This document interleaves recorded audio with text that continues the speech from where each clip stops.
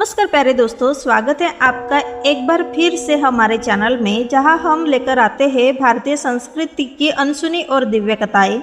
आज हम आपको बताने जा रहे हैं एक पवित्र विवाह के बारे में जो हर साल देवउठनी एकादशी के दिन मनाया जाता है, तुलसी विवाह।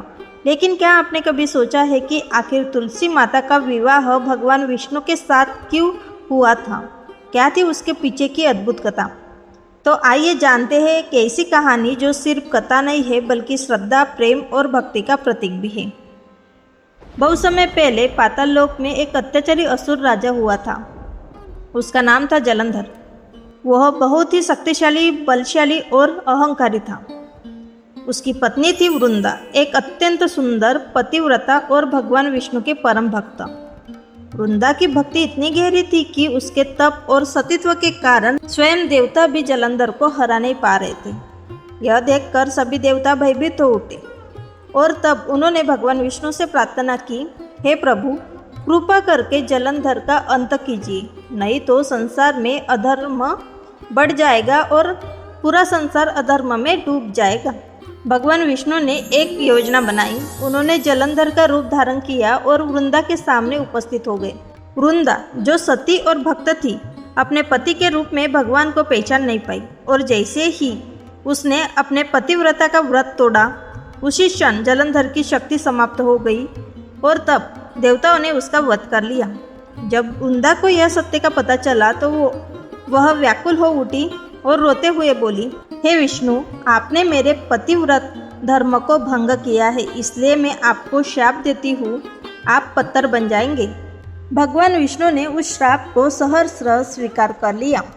वृंदा का देह त्याग हो गया, लेकिन उसकी भक्ति अमर रही।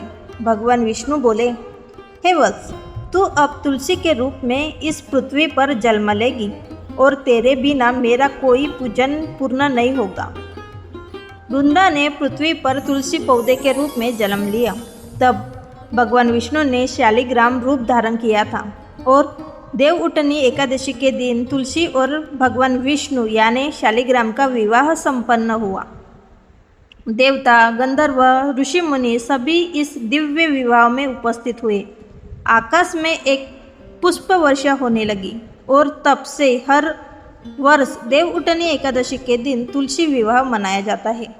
इस दिन से विवाह मुहूर्त की शुरुआत होती है और जो भी भक्त तुलसी विवाह करते हैं उन्हें भगवान विष्णु, माता लक्ष्मी का आशीर्वाद प्राप्त होता है।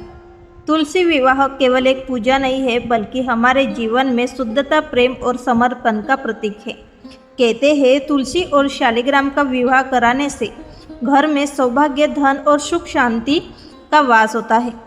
जो विवाहित है उन्हें विवाह ही जीवन में प्रेम मिलता है और जो अविवाहित है उन्हें उत्तम जीवन साथी की प्राप्ति होती है।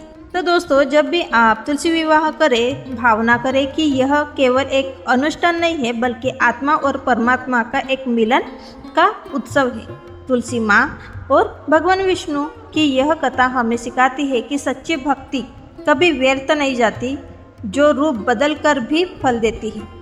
तो दोस्तों, अगर आपको ये पावन कथा पसंद आई हो तो वीडियो को लाइक करें, चैनल को सब्सक्राइब करें और कमेंट में हरि बोल तुलसी माता की जय अवश्य लिखें।